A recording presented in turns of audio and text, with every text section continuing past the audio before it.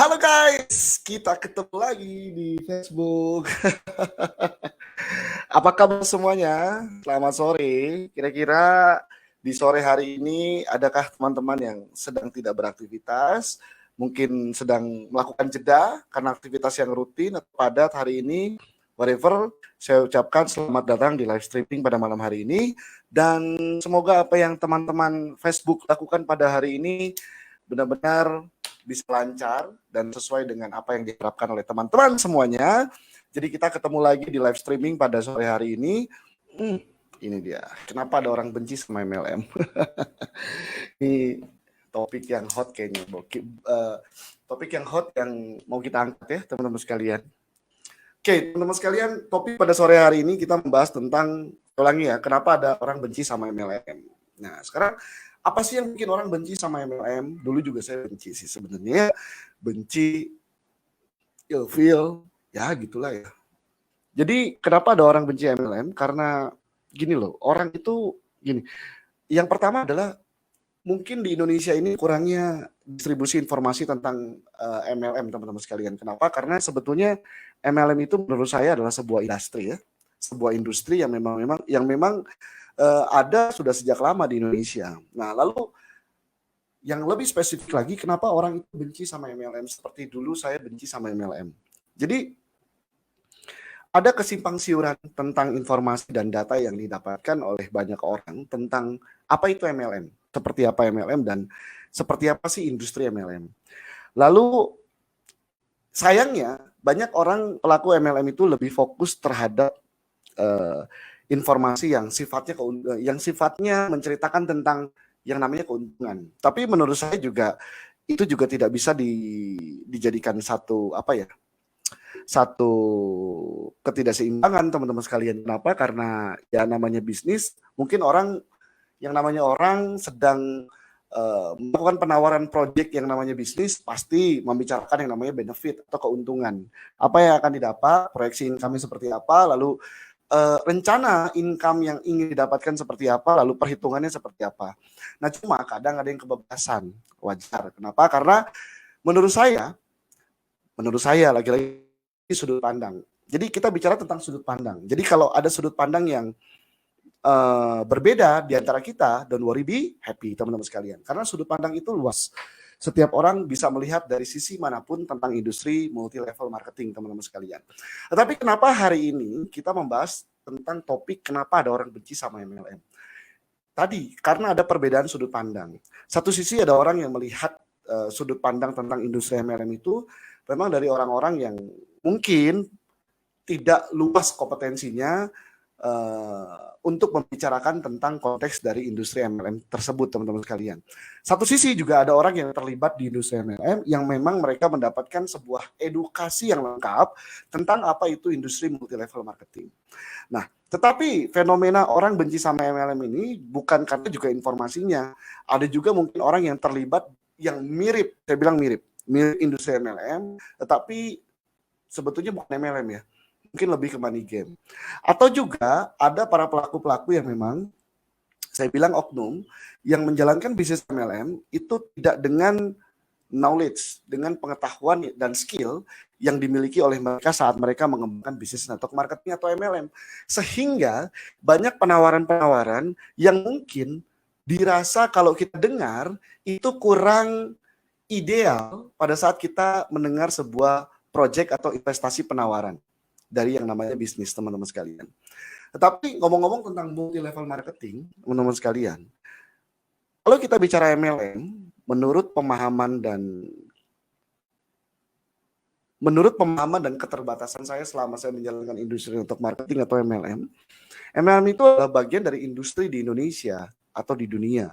Nah, perbedaan dengan multi level marketing dengan usaha-usaha yang lainnya adalah yang paling signifikan itu biasanya di sistem pemasarannya, teman-teman sekalian. Jadi lemahnya pengetahuan tentang maksudnya lemahnya pengetahuan masyarakat tentang industri network marketing atau industri MLM itu yang mengakibatkan banyak orang tidak terlalu positif terhadap industri ini. Padahal kalau kita bicara fakta, teman-teman sekalian, industri ini itu banyak sekali membantu roda perekonomian negara kita di masa pandemi apalagi. Apalagi kemarin kita bisa lihat di APLI Convention. APLI itu adalah Asosiasi Penjualan Langsung Indonesia, salah satu lembaga yang menaungi para perusahaan multi level marketing atau direct selling yang ada di Indonesia, teman-teman sekalian. So, banyak pembahasan positif di sana yang bisa menjadi insight baru buat kita tentang industri network marketing atau MLM. Artinya kita bisa banyak belajar, mencari informasi yang lebih apa ya? Lebih lengkap dibandingkan informasi yang menurut saya juga belum tentu kebenarannya ada. That's the point, teman-teman sekalian. So, sore semuanya. Wah, udah mulai rame ya. Udah mulai rame nih. Oke. Kita lanjut ya. Jadi, kebencian orang-orang terhadap MLM itu sebetulnya semua berdasarkan dari experience, pengalaman orang-orang terlibat di industri tersebut. Tetapi satu hal yang harus Anda tahu bahwa MLM dan pelaku itu adalah dua hal yang berbeda. Tetapi masih dalam satu industri. Contohnya gini, mungkin kita pernah mendengar orang yang melakukan transaksi di luar dari industri ini, misalkan orang sedang membeli handphone atau jual beli tentang handphone atau jual beli mobil, jual beli motor atau jual beli kendaraan, apapun itu ya. Itu juga ada di luar sana yang mereka pernah mengalami penipuan atas jual belinya, teman-teman sekalian. Maksudnya ketika mereka mau beli sebuah gadget, mereka ditipu sama orang. Nah, tapi pertanyaannya simpel. Ketika proses transaksi tadi mengandung yang namanya penipuan, otomatis kan kita tidak bisa menyalahkan yang namanya industri penjualan handphonenya, benar nggak? Sama seperti halnya ada orang ketipu waktu dia jual mobilnya dibawa lari gitu.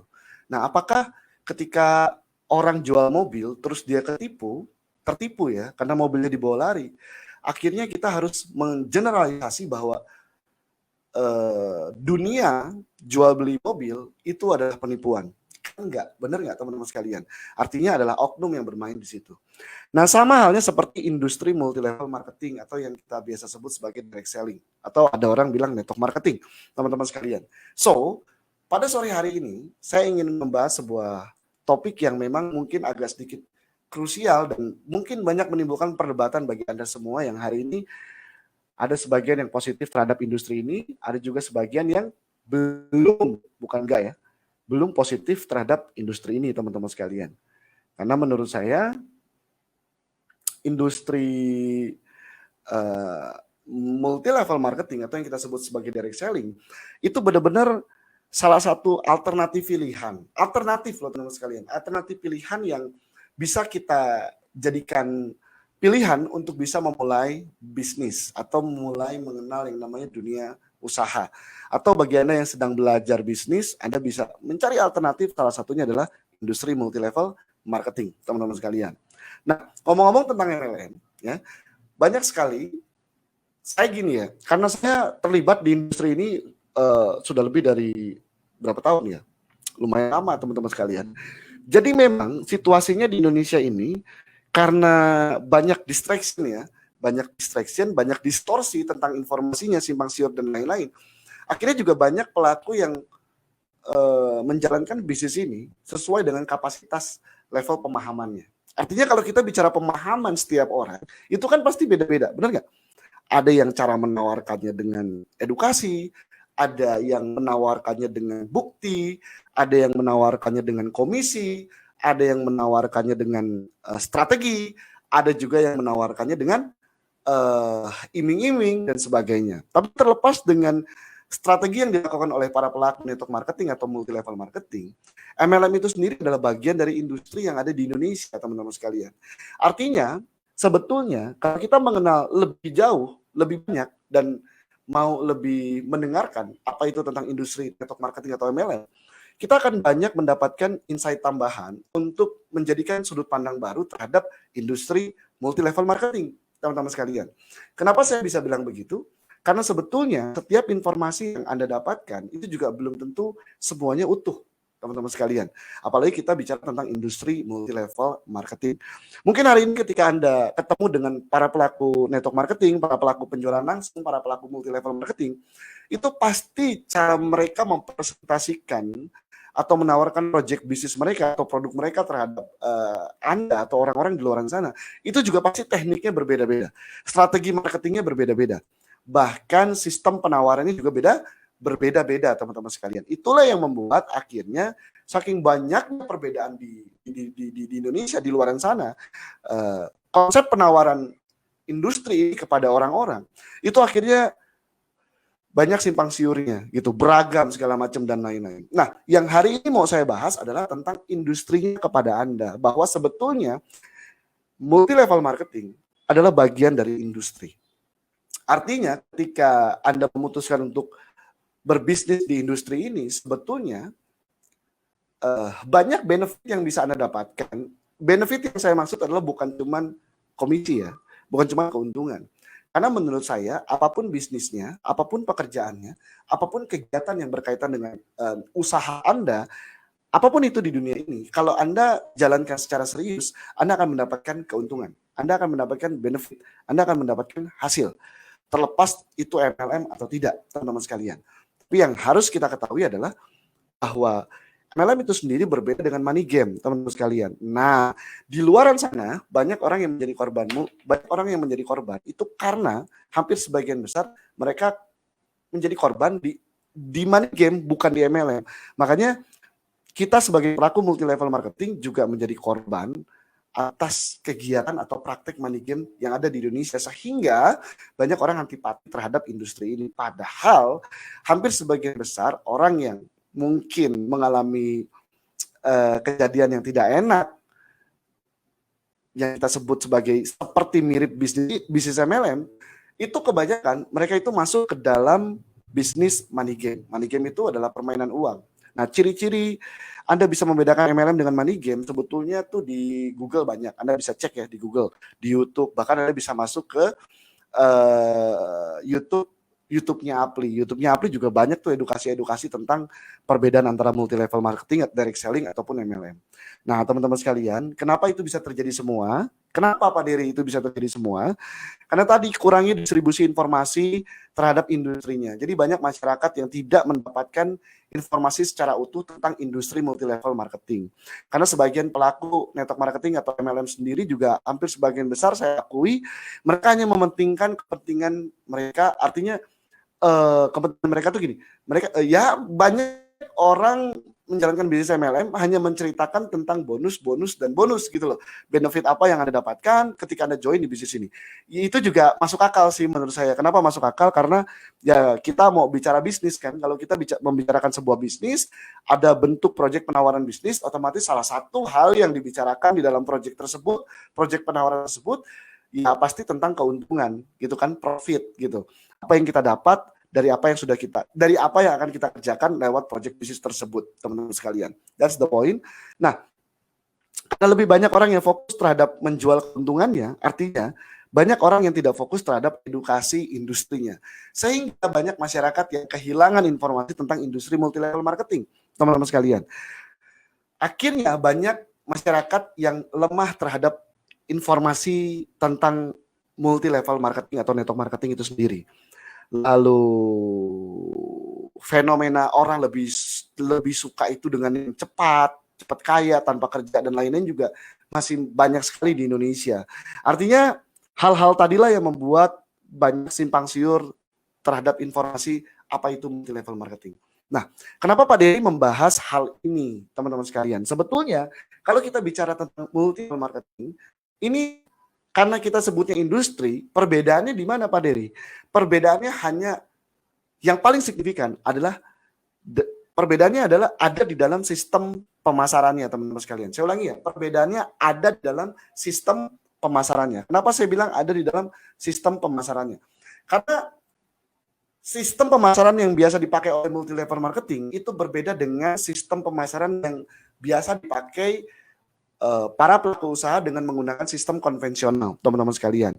Otomatis banyak perbedaan dari mulai proses pendistribusian, membuka jalur distribusinya, cara membangun infrastruktur distribusinya, lalu bagaimana cara mengiklankan produknya, bahkan sampai dana alokasi yang digunakan oleh perusahaan untuk tadi yang biasa kalau di konvensional itu ada namanya dana alokasi untuk membangun infrastruktur di jalur distribusi, lalu pembagian komisi per jalur distribusinya, sampai penggunaan dana alokasi untuk meng-create atau mendesain sebuah tools marketing yang bisa dipakai, yang biasa kita sebut sebagai iklan, teman-teman sekalian. Entah itu dipakai di dalam media cetak, elektronik, baliho, reklame, atau sosial media seperti Facebook, Instagram, YouTube, dan sebagainya, teman-teman sekalian.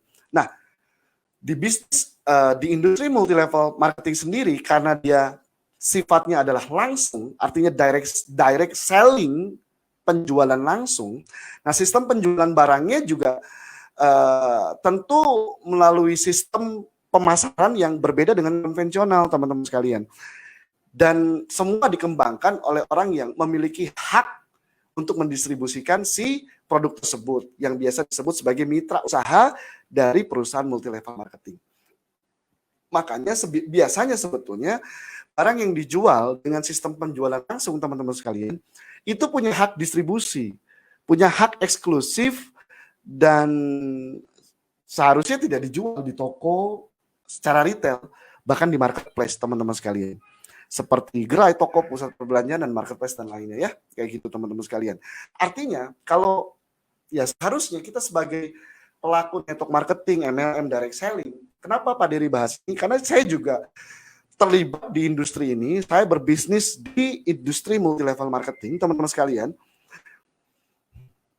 Justru kabar baik di masa pandemi ini, teman-teman, ada beberapa fakta yang ini benar-benar bikin kita excited banget,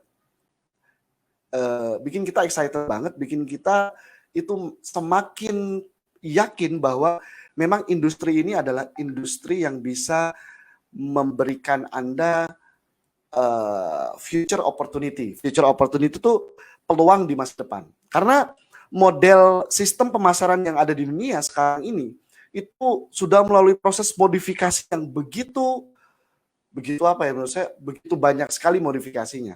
Sehingga salah satu sistem pemasaran yang kita kenal dari dulu selain konvensional yang kita sebutnya sebagai penjualan langsung atau yang disebut sebagai direct selling, atau banyak orang bilang biasanya MLM, kayak gitu teman-teman sekalian. Nah, sebetulnya industri ini juga sudah memberikan kontribusi yang besar terhadap pertumbuhan ekonomi yang ada di negara kita. Kemarin saya sempat lihat live convention-nya di Asosiasi Penjualan Langsung Indonesia, dari Kemendak sendiri juga mengatakan bahwa kontribusi industri MLM atau penjualan langsung itu sangat positif sekali terhadap, ya sangat positif untuk ikut membantu perekonomian di Indonesia, teman-teman sekalian. Bahkan mereka mencatat ada di tahun 2020 ini, itu datanya nanti Anda bisa cek di Aplik Convention, itu lengkap banget datanya, teman-teman sekalian. Itu industri direct selling itu bisa menghasilkan transaksi penjualan itu senilai 16,3 kalau nggak salah ya, 16,3 triliun rupiah, kurang dari 1 tahun. Wow, excited ya, ini keren banget teman-teman sekalian. Artinya nilai penjualannya tinggi di saat masa pandemi. Kan kita sama-sama tahu di masa pandemi seperti saat ini, setahu saya teman-teman sekalian, ini kan namanya ngobrol ya, setahu saya gitu, di masa pandemi kayak gini, orang-orang itu tidak terlalu konsumtif untuk membeli sebuah produk, karena ya tadi jumlah, ya karena resesi, akhirnya jumlah pendapatan masyarakat itu menurun, bahkan ada yang hilang. Nah, karena jumlah pendapatan banyak yang menurun, bahkan banyak yang menghilang, akhirnya nilai beli itu menurun, kayak gitu kan. Artinya masyarakat tidak terlalu konsumtif untuk membeli sebuah produk, atau ya spending ya, mengeluarkan uang untuk hal-hal tertentu. Tetapi industri ini itu mencatat transaksinya itu bisa sampai 16 triliun di masa pandemi. Kan gila. Berarti ada satu kebutuhan spesifik yang diinginkan oleh masyarakat, teman-teman sekalian. Selain konsumtif terhadap sebuah produk. That's the point. Itu sih kalau sudut pandang saya melihat industri ini di masa pandemi kayak gini. Lalu juga industri ini benar-benar bisa menyerap tenaga kerja langsung. Bahkan mempekerjakan, kemarin saya dapat datanya itu dari APRI sekitar 3.000-an. 3.500 sampai 3.600 pekerja langsung diserap oleh industri ini. Dan melibatkan sekitar 6 juta lebih mitra usaha. Artinya pelaku usaha di industri multi level marketing. Dan rata-rata kalau dirilis dari data penghasilannya itu bisa mencapai sekitar 4,8 hampir 5 triliun rupiah dihasilkan oleh mitra usaha yang ada atau mereka para pelaku di industri multi level marketing, teman-teman sekalian. Nah, apa yang positif dari informasi tadi Pak Dery? Jadi sebetulnya menurut sudut pandang saya, industri ini, saya sepakat bahwa industri ini bisa membantu roda perekonomian negara di masa-masa pandemi kayak gini. Kenapa? Karena hampir sebagian orang banyak kehilangan mata pencahariannya karena banyak industri yang kolab, perusahaan-perusahaan atau bisnis-bisnis yang kolab pada saat di pandemi. Otomatis ketika banyak yang kolab, banyak yang berguguran, otomatis banyak korban PHK. That's the point. Disitulah masyarakat perlu solusi. Nah, di industri ini, di industri multi level marketing, sebetulnya Anda tidak hanya diberikan sebuah opportunity tentang tools bisnis. Maksudnya tools bisnis itu gini, teman-teman sekalian. Anda nggak cuma dapat yang namanya bisnis ketika Anda bergabung di sebuah perusahaan multi level marketing. Ini saya masih bilang perusahaan MLM ya, kayak gitu. Kita belum bahas lebih spesifik bagaimana cara memilih perusahaan MLM dan sebagainya dan lain-lain. Kayak gitu. Jadi bukan cuman peluang usahanya aja, teman-teman sekalian, tetapi industri ini benar-benar bisa memberikan kesempatan bagi masyarakat yang terlibat di dalamnya untuk bisa mengembangkan potensi yang ada di dalam dirinya, teman-teman sekalian. Karena biasanya perusahaan multi level marketing itu menyediakan sebuah platform pendidikan, bahkan sekolah bisnis yang siap mencetak atau meng-create, mendesain para pelaku distributornya untuk menjadi pribadi yang lebih mandiri dalam mengembangkan bisnis. Gitu. Artinya di dalam Anda akan banyak belajar seperti Anda belajar lagi, seperti Anda kuliah lagi, gitu loh teman-teman sekalian. Di dalam Anda akan banyak belajar tentang, bukan hanya tentang how to make money-nya gitu loh, bukan hanya tentang bagaimana cara menghasilkan uangnya, tetapi Anda juga akan banyak belajar tentang bagaimana cara membangun yang namanya bisnis. Anda belajar sistemasi, Anda belajar tentang marketing, Anda belajar tentang sales di sana. Anda belajar tentang people skill, Anda belajar tentang komunikasi, Anda belajar tentang leadership, Anda juga belajar tentang bahkan loh teman-teman sekalian, Anda belajar tentang public speaking, Anda belajar tentang manajemen human, bagaimana Anda bisa mulai belajar tentang membuat sistem development people-nya, sehingga people ya, orang-orang yang ada di bisnis jaringan Anda itu benar-benar merasa mendapatkan sesuatu yang membuat mereka akhirnya punya passion untuk bisa merubah hidupnya. That's the point. Itu yang dibutuhkan oleh masyarakat, teman-teman sekalian. Bukan hujatan, bukan omongan negatif, bukan keluhan, gitu lah. Bukan sesuatu yang membuat kita jadi lemah.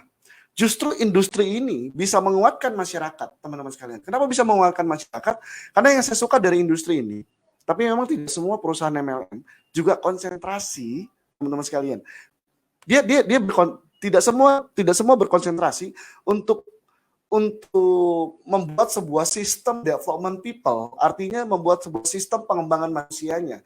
Karena untuk membuat sistem development people tadi dibutuhkan sekolahnya, pendidikannya, kurikulumnya, terus harus ada yang ngajarnya, metode pelatihannya, metode pengajarannya, metode mentoringnya, lalu metode coachingnya, gitu kan? Jadi banyak hal yang mesti kita bicarain. Tapi saya nggak bahas ke sana karena topik pada sore hari ini kan kita balik lagi ke kenapa sih ada orang benci sama MLM, gitu kan?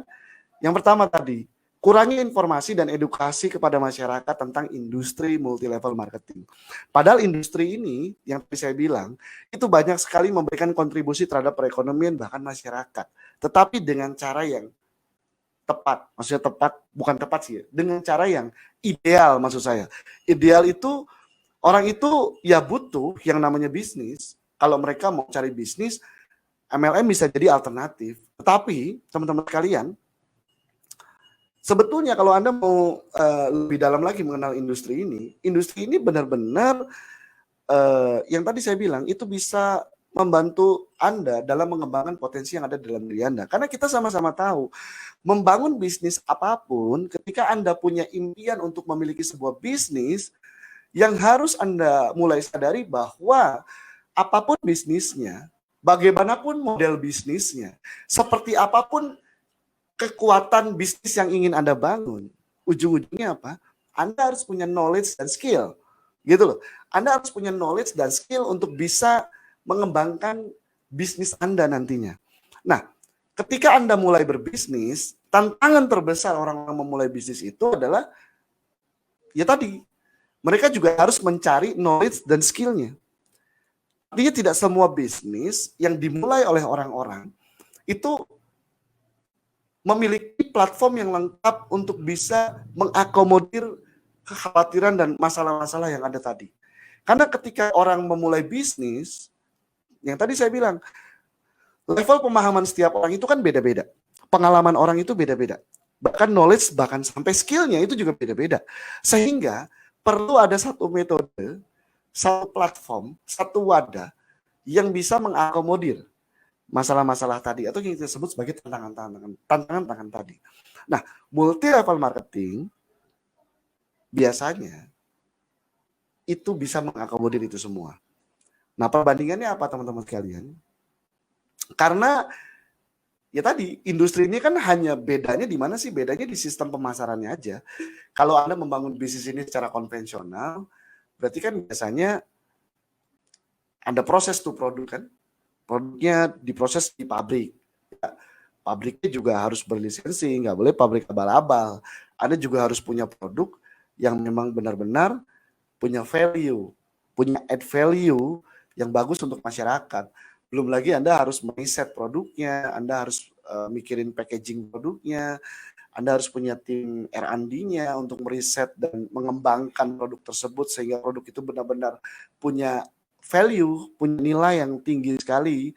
Nilai itu bukan cuma harganya gitu, tapi nilai itu juga benar-benar bisa diserap manfaatnya oleh masyarakat karena salah satu tujuan orang mendesain sebuah produk adalah untuk membantu memecahkan masalah kebanyakan orang gitu kan.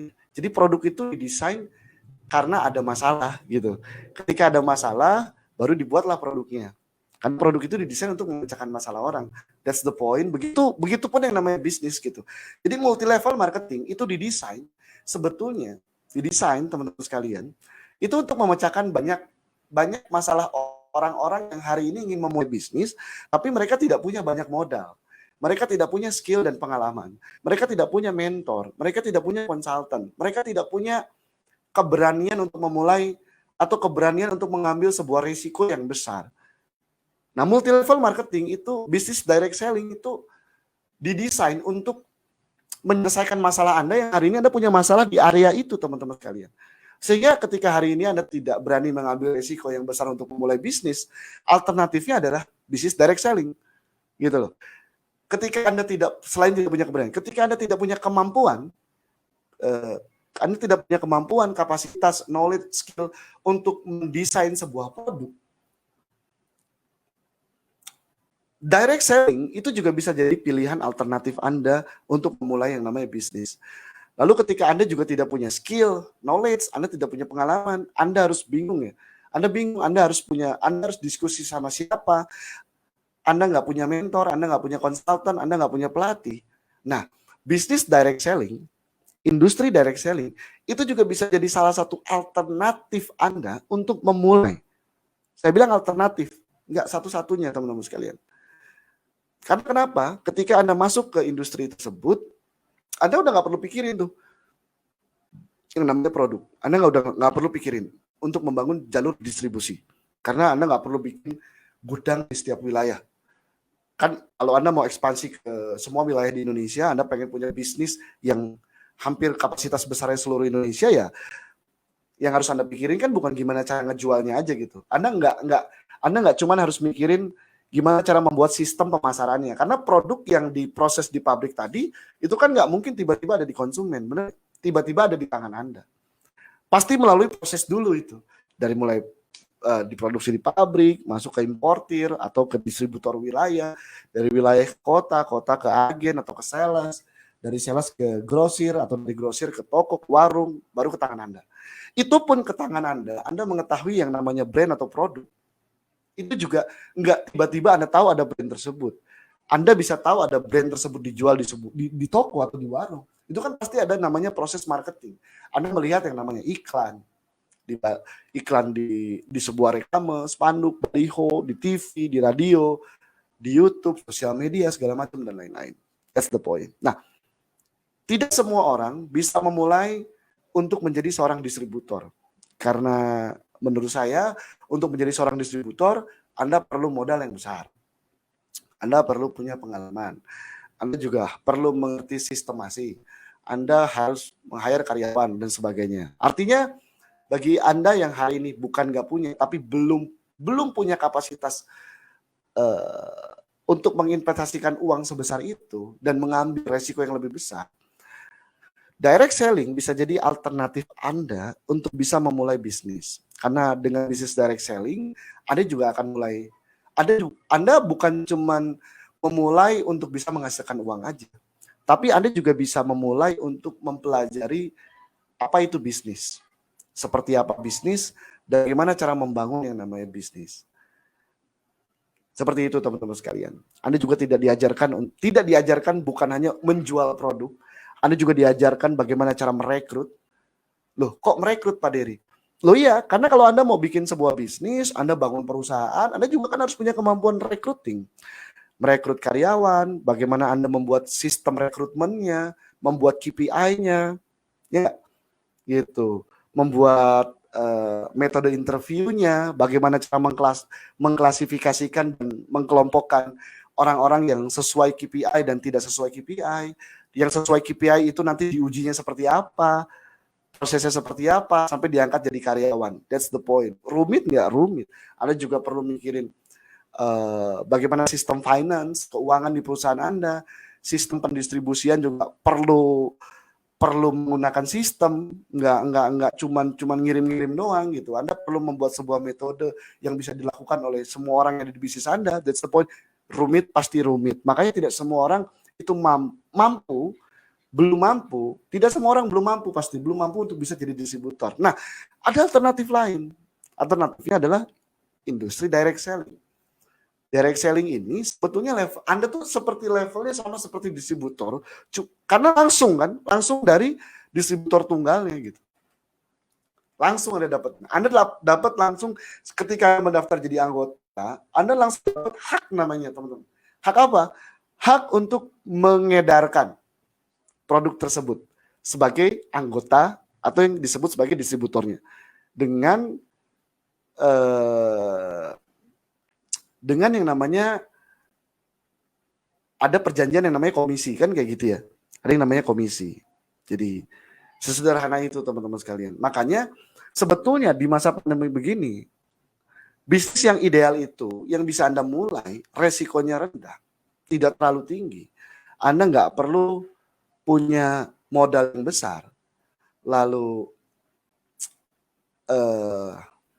Anda juga tidak perlu harus punya karyawan karena semuanya sudah disediakan. Anda bisa memilih sebuah perusahaan direct selling, teman-teman sekalian. Nah, ngomong-ngomong tentang direct selling, teman-teman. Jadi bagi Anda yang hari ini sedang ingin memulai bisnis, sedang mencari yang namanya bisnis, atau sedang mempertimbangkan bisnis apa yang cocok untuk Anda, atau memang Anda sudah lama ingin berubah, maksudnya berubah tuh Anda tuh benar-benar pengen berubah dari paradigma employee menjadi business owner. Saya pikir Anda perlu cari tahu tentang apa itu industri direct selling. kayak gitu. Kalau Anda nggak mau ribet, nggak mau pusing, nggak mau panjang kali lebar lagi, saya bisa kasih referensi sama Anda, atau mungkin orang nanti ada teman-teman Anda di Facebook yang membagikan video ini sama Anda, mereka mungkin bisa mereferensikan sama Anda, itu tentang sebuah unit usaha, bukan unit ya, sebuah opportunity, sebuah peluang bisnis yang kita sebut sebagai bisnis future atau bisnis masa depan. Kenapa? Karena untuk menjadi seorang distributor, Anda tidak perlu modal yang besar. Anda tidak perlu jago sistemasi. Anda tidak perlu punya skill dan pengalaman yang cukup. Bahkan Anda sudah disediakan sistemnya. Anda sudah disediakan sistem operation prosedurnya. Anda nggak perlu bikin pendataan dari mulai checklist produk, data pelanggan, data konsumen ya, data pertumbuhan produk, perkembangan penjualan, lalu Anda juga nggak perlu buat yang namanya sistem keuangan, data keuangan, sampai Anda nggak perlu harus input hari ini uang masuk berapa, uang yang ditransfer berapa, dan sebagainya. Itu semua sudah dibuat sistemasinya.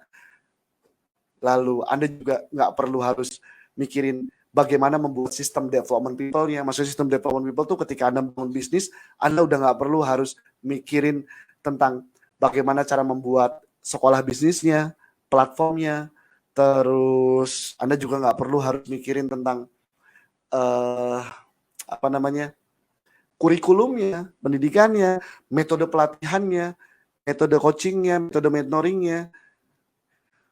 Dan Anda juga nggak perlu harus nyiapin dana lebih untuk membuat gudang di beberapa wilayah yang ada di Indonesia. Karena kita sudah sediakan gudangnya. Gudang untuk menyimpan produknya dan mendistribusikan produknya ke berbagai wilayah Indonesia. Jadi Anda juga nggak perlu harus punya tempat, gitu.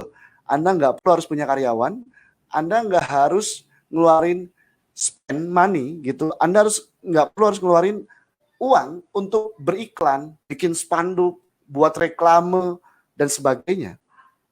Anda nggak perlu buat itu semua.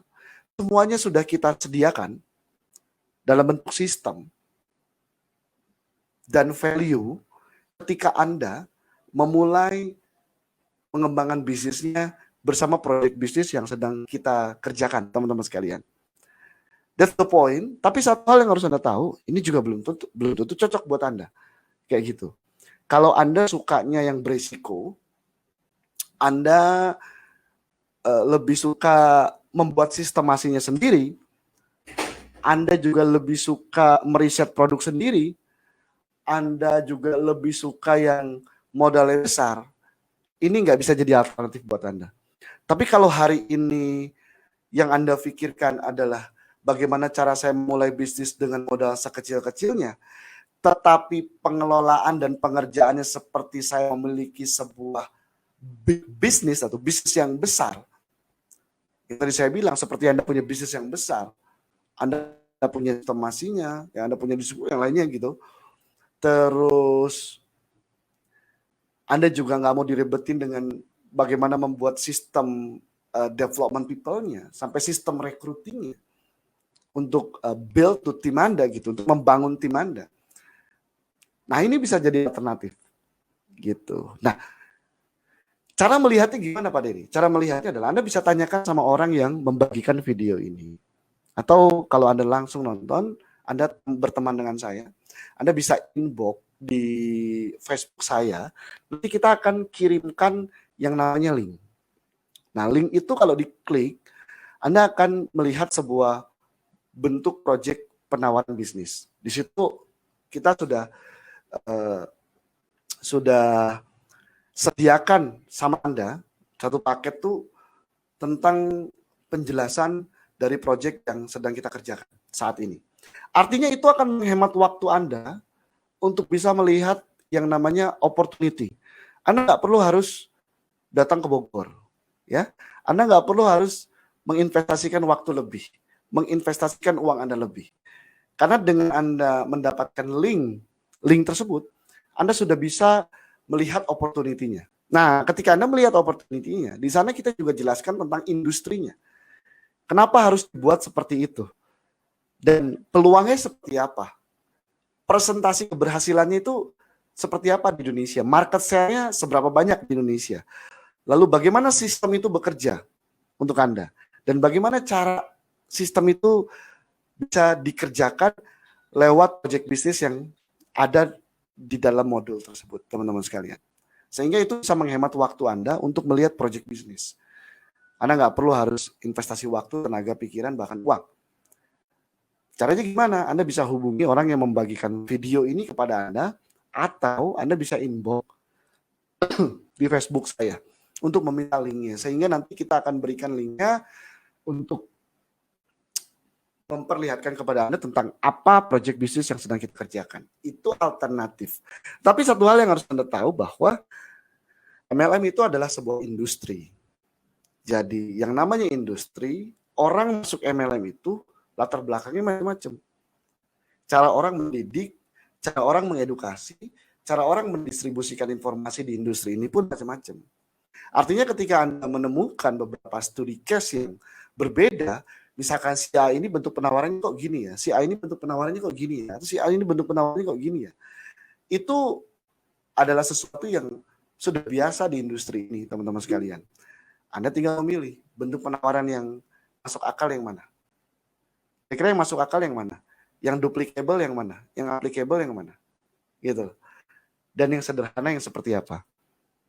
Nah, makanya tugas Anda adalah mencerna informasinya, mempelajari informasinya, lalu Anda memutuskan apakah industri ini atau nanti project bisnis yang kita berikan kepada Anda, kalau Anda mau ya, tidak mau perlu teman-teman sekalian. Oke? Jadi itu bisa menjadi salah satu alternatif untuk bisa memulai bisnis. Karena balik lagi, untuk memiliki bisnis yang besar, itu perkaranya bukan Anda harus punya modal yang besar. Tetapi juga modal yang Anda butuhkan adalah bukan uang, tapi keinginan, kegigihan, kerja keras, proses pembelajaran yang panjang, dan masih banyak lagi. Artinya, kalau Anda cuma punya modal uang yang banyak, tapi Anda tidak punya kegigihan, kemauan, Anda tidak mau bekerja keras, Anda tidak mau melewati proses pembelajaran, Anda tidak mau belajar untuk bisa mengembangkan bisnis Anda lewat potensi yang Anda punya, ya percuma juga punya uang yang banyak. Ya mungkin nanti, ya kalau Anda cuma punya uangnya doang, ya uang itu kan gak jadi apa-apa, karena uang itu cuma benda mati, teman-teman sekalian. Bisnis pun adalah bukan sesuatu yang hidup. Yang hidup adalah business owner-nya, pemilik bisnisnya. Artinya indikator bisnis bisa bertumbuh, ya karena bisnis owner-nya bertumbuh, teman-teman sekalian. Artinya pemilik bisnisnya terus bertumbuh. Nah, konsekuensinya adalah Anda harus mulai belajar. Nah, untuk mulai mempelajari dunia bisnis, itu kan dibutuhkan juga investasi. Nah, industri yang kita tawarkan kepada Anda, multi level ini, atau project bisnis yang hari ini kita punya, itu juga menawarkan banyak hal kepada Anda untuk tidak terlalu harus mikirin bagaimana cara meng-create itu, karena kita sudah sediakan semuanya. Gitu. Jadi bagi Anda yang pengen simple, duplicable, applicable, sederhana, tidak beresiko, lalu start di awal juga Anda di support untuk mengembangkannya, ini bisa jadi salah satu project alternatif pilihan Anda dalam mengembangkan bisnis. Kayak gimana Pak Dery? Ya Anda bisa inbox di Facebook, atau Anda bisa tanyakan sama orang yang membagikan video ini kepada Anda di beranda Facebooknya. That's the point. Sesederhana itu. Karena mungkin orang yang membagikan video ini juga bagian dari salah satu tim bisnis yang ada di bisnis, yang ada di project bisnis kita, teman-teman sekalian. So, semoga apa yang saya sampaikan bermanfaat. Teman-teman, saya terima kasih banyak. Anda semua hari ini kayaknya banyak banget yang hadir. Saya belum sempat bacain satu-satu komennya. Alhamdulillah, keren ya. Banyak sore kayak gini. Teman-teman, terima kasih banyak. Semoga apa yang saya sampaikan bermanfaat. Kita nanti ketemu lagi di live-live selanjutnya. Semoga apa yang saya obrolkan ini bermanfaat dan bisa menjadi insight tambahan untuk Anda. Saya tidak bermaksud untuk menggurui siapapun, karena memang temanya ini adalah cuma ngobrol doang. Jadi kenapa orang itu benci sama MLM? Karena ketidaktahuan, kesalahpahaman, dan kurangnya apa? Kurangnya informasi tentang industri multi level marketing. Nah, bagi Anda nih para pelaku multi level, pelajari apa itu industrinya, lalu build to education-nya. Bangun bagaimana cara Anda beredukasinya. Gitu. Jangan cuma tawarin bonus aja ya. Kayak gitu. Karena kalau cuma tawarin bonus, banyak orang nanti yang gagal paham lagi. Belajar. Pelajari tuh. Apa itu industrinya. Kenapa industri ini juga bisa jadi salah satu alternatif. Anda pelajari semua. Teman-teman sekalian. Oke. Terima kasih. Sampai ketemu lagi di live-live berikutnya. Wassalamualaikum warahmatullahi wabarakatuh. Bye-bye.